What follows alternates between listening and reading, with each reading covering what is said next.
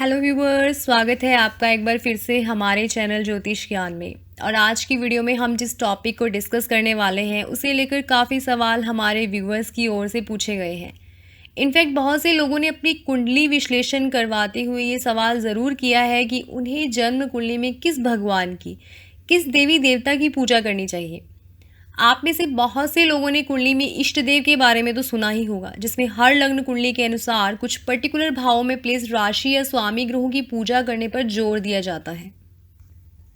कुंडली में इष्ट देव का कॉन्सेप्ट काफ़ी कॉमन है, जिसको लेकर ज्योतिष विद्वानों की अपनी अपनी राय है। पर एक्चुअल में ये कॉन्सेप्ट, ये थ्योरी कैसे और किस हद तक सही है, इस चीज़ की जानकारी देने के साथ हम आपको बताने वाले हैं कि एक्चुअल में हर लग्न कुंडली में वो कौन सा हाउस है जिससे जुड़े ग्रह और उसके देवता की पूजा की जाए तो वो ना केवल आपकी लाइफ की सभी प्रॉब्लम्स को दूर करने में सहायक होगा, पर साथ ही जितनी भी आपकी इच्छाएं हैं, डिज़ायर्स हैं, वो भी पूरी होंगी और आपको लाभ और धन प्राप्ति भी होगी।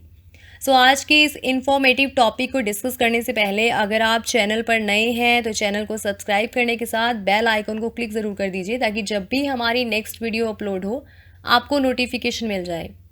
ज्योतिष और जन्म कुंडली से जुड़े बेसिक्स को समझने के लिए आप अब तक की अपलोडेड वीडियोस को देख सकते हैं। वैसे तो किसी भी देवी देवता की पूजा हमारी श्रद्धा और इच्छा पर निर्भर करती है, लेकिन फिर भी ज्योतिष शास्त्र के अनुसार अगर आप अपने इष्ट की पूजा करें तो जीवन में आई किसी भी तरह की बाधाओं से छुटकारा पा सकते हैं।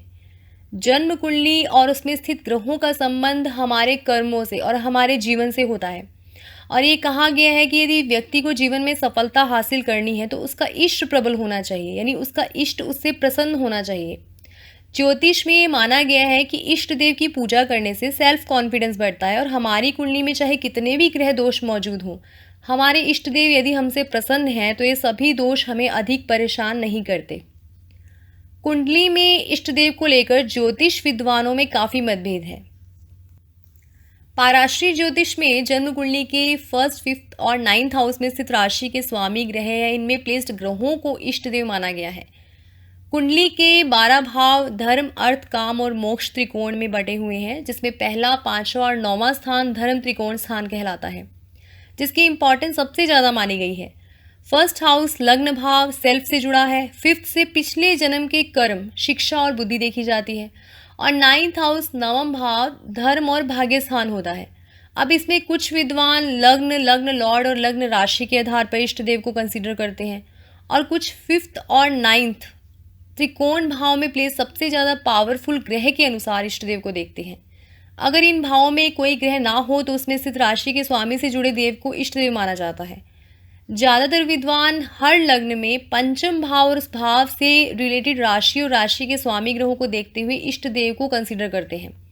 इसका कारण है कि पांचवां स्थान हमारे पूर्व जन्म के कर्म और विश्वास का होता है। पिछले जन्म के कर्मों का लेखा जोखा होने के साथ बुद्धि, ज्ञान और शिक्षा का भाव भी है। इसलिए अपने पूर्व जन्म के कर्मों के आधार पर पंचम भाव और उससे संबंधित देवी देवता की पूजा करने से शुभ फल की प्राप्ति होती है।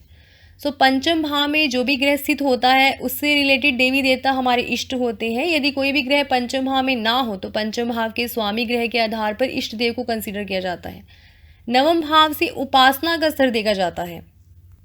नवम भाव भाग्य और धर्म का होता है और हमें ये बताता है कि कोई इंसान किस हद तक पूजा पाठ कर सकता है, यानी किसी का धर्म के लिए, पूजा पाठ के लिए कितना रुझान है, ये हमें नवम भाव बताता है। अब जैमिनी ज्योतिष की बात करें तो उसमें इष्ट देव का कंसिडरेशन आत्मकारक ग्रह के आधार पर किया जाता है। हमारी जन्म कुंडली में जो ग्रह सबसे ज़्यादा अंशों पर होता है, जिस ग्रह की डिग्री सभी ग्रहों से ज़्यादा होती है, वो कुंडली का आत्मकारक ग्रह माना जाता है। आत्मकारक ग्रह नवमांश कुंडली यानी D9 चार्ट में जिस राशि में स्थित होता है उसे कारकांश लग्न कहते हैं, और उस कारकांश लग्न से 12वें भाव में स्थित राशि के स्वामी ग्रह से जुड़े देवी देवता को कुंडली का इष्ट देव माना गया है। वैदिक ज्योतिष के हिसाब से पहला, 9वां, 5वां इन घरों के स्वामी ग्रहों से जुड़े हुए देवता और आत्मकारक ग्रह की इष्ट देव की पूजा का एक कॉन्सेप्ट काफ़ी कॉमन है। अब अगर हम वेस्टर्न एस्ट्रोलॉजी में मोस्ट प्रिडिक्टिव KP एस्ट्रोलॉजी की बात करें तो उसमें एक अलग कॉन्सेप्ट है, जिसमें ये कहा गया है कि अगर कुंडली में 11th हाउस में स्थित राशि के स्वामी ग्रह के देवी देवता की उपासना की जाए तो वो आपके लिए हर तरह से फलदायी होती है, और ये चीज़ काफ़ी हद तक सही भी है। कोई भी इंसान किसी भी भगवान की पूजा करते हैं तो वो किसी फल की प्राप्ति के लिए, अपनी इच्छा पूर्ति के लिए करते हैं। और कहीं ना कहीं अपनी कुंडली एनालिसिस करवाते हुए हर इंसान का पर्पस यही जानना होता है कि उसकी ग्रह दशाओं के अकॉर्डिंग उसे अपनी लाइफ में कोई पर्टिकुलर चीज़ कब और कैसे प्राप्त होगी। इसके लिए 11th हाउस को देखा जाता है, क्योंकि कुंडली में 11th हाउस सभी तरह के गेन्स, प्रॉफिट और फुलफिलमेंट ऑफ डिज़ायर्स का हाउस कहा गया है।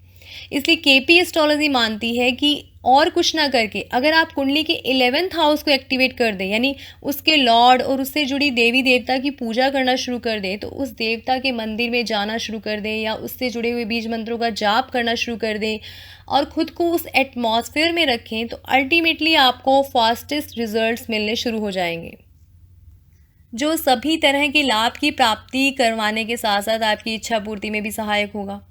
इस चीज़ को ध्यान में रखते हुए हमने एक टेबल रेडी किया है, जिसे आप समझ पाएंगे कि हर लग्न कुंडली में 11th हाउस लॉर्ड कौन सा प्लेनेट होता है और उनसे जुड़े कौन से देवी देवता की पूजा आपको करनी चाहिए। नवग्रहों में सूर्य से शनि तक 7 ग्रह हैं जिनकी अपनी राशियां होती हैं। राहु और केतु शेडो प्लैनेट्स हैं, इनकी अपनी कोई राशि नहीं होती। ये जिस राशि में जिस ग्रह के साथ बैठे वैसा ही फल देते हैं। यहाँ हम 7 ग्रह और उनसे जुड़े देवी देवता को मेंशन कर रहे हैं, जिसमें सबसे पहले बात करेंगे सूर्य देव की, जिनकी एक ही राशि लियो यानी सिंह राशि होती है, जो तुला लग्न में 11th हाउस में आती है। तुला लग्न वालों को अपनी इच्छा पूर्ति के लिए सूर्य देव से जुड़े भगवान श्री राम की पूजा करनी चाहिए। चंद्रदेव की एक ही राशि होती है, कर्क राशि होती है, जो कन्या लग्न कुंडली में 11th हाउस में आती है। कन्या लग्न वालों के लिए भगवान शिव और श्री कृष्ण की उपासना सबसे ज़्यादा बेहतर परिणाम देने वाली होगी। मंगल देव की 2 राशियां, 1 और 8 नंबर की राशि मेष और वृश्चिक राशि मिथुन और मकर लग्न वालों की 11th हाउस में आती है। मिथुन और मकर लग्न वाले मंगल से जुड़े देवता श्री गणेश या हनुमान जी की उपासना करें तो उनकी सभी इच्छाएं पूरी होंगी। इसी तरह बुध देव की 3 और 6 नंबर राशि मिथुन और कन्या राशि 11th हाउस में आए तो उनका लग्न सिंह या वृश्चिक बनता है और बुध से जुड़े देव होते हैं भगवान विष्णु, जिनकी पूजा इन दोनों लग्न वालों के लिए अच्छे परिणाम देती है। देवगुरु बृहस्पति की 2 राशियां धनु और मीन होती है, जो कुंभ और वृष लग्न वालों के 11th हाउस में आती है। ऐसे में बृहस्पति देव से जुड़े देव जो हैं वो नारायण भगवान श्री विष्णु की पूजा उपासना की जाए, विष्णु मंत्रों का जाप किया जाए तो इन दोनों लग्न वालों के लिए बहुत शुभ फलदायी होगा। शुक्र देव की 2 और 7 नंबर की राशि वृष और तुला राशि अगर 11th हाउस में हो तो उनका लग्न या तो कर्क लग्न होगा या धनु लग्न, और ऐसे में इन्हें शुक्र से जुड़े देवी महालक्ष्मी और माँ दुर्गा की पूजा जरूर करनी चाहिए। शनि देव की भी 2 राशियां हैं मकर और कुंभ, जो मीन और मेष लग्न वालों की 11th हाउस में आती है, और ऐसे में अगर भगवान शिव की पूजा आराधना की जाए तो नो डाउट उनके जीवन की सभी प्रॉब्लम्स दूर होने के साथ जीवन में धन प्राप्ति और इच्छा पूर्ति भी होगी। इस तरह हर लग्न कुंडली में 11th हाउस और उसके स्वामी ग्रहों के देवी देवता की पूजा का कॉन्सेप्ट प्रेडिक्टिव एस्ट्रोलॉजी में एक इम्पॉर्टेंट रोल प्ले करता है, जिससे 11th हाउस की कारक चीज़ें जिसमें income, profit, desires, long travels को लेकर आपको पॉजिटिव रिजल्ट्स मिलने शुरू हो जाएंगे। इसी तरह इसके अलावा ये भी कहा गया है कि जिस ग्रह की दशा महादशा आप पर चल रही हो और उससे जुड़े ग्रह की देवी देवता की पूजा अगर आप करें तो वो भी आपकी लाइफ में बहुत इंस्टेंट और पॉजिटिव रिजल्ट देगी, क्योंकि जिस ग्रह की दशा अंतरा चलती है उसका प्रभाव आप पर ज़्यादा होता है, और ऐसे में उन ग्रहों से जुड़े भगवान की पूजा पाठ आपकी लाइफ में उस ग्रह के नेगेटिव इम्पैक्ट को कम करते हुए उसके पॉजिटिव रिजल्ट्स में बढ़ोतरी करने में कारगर सिद्ध होती है। आई होप आपको आज की वीडियो इन्फॉर्मेटिव लगी होगी, आज का ये टॉपिक पसंद आया होगा। If you like this video then share it with your family and friends. For astrological updates and query follow us with our Facebook page Jyotish Gyan और mail us on our Gmail ID. For horoscope analysis and call consultation connect on website futurestudyonline.com। ये सारे links description box में दे दिए गए हैं। मिलते हैं अपनी नेक्स्ट वीडियो के साथ। धन्यवाद।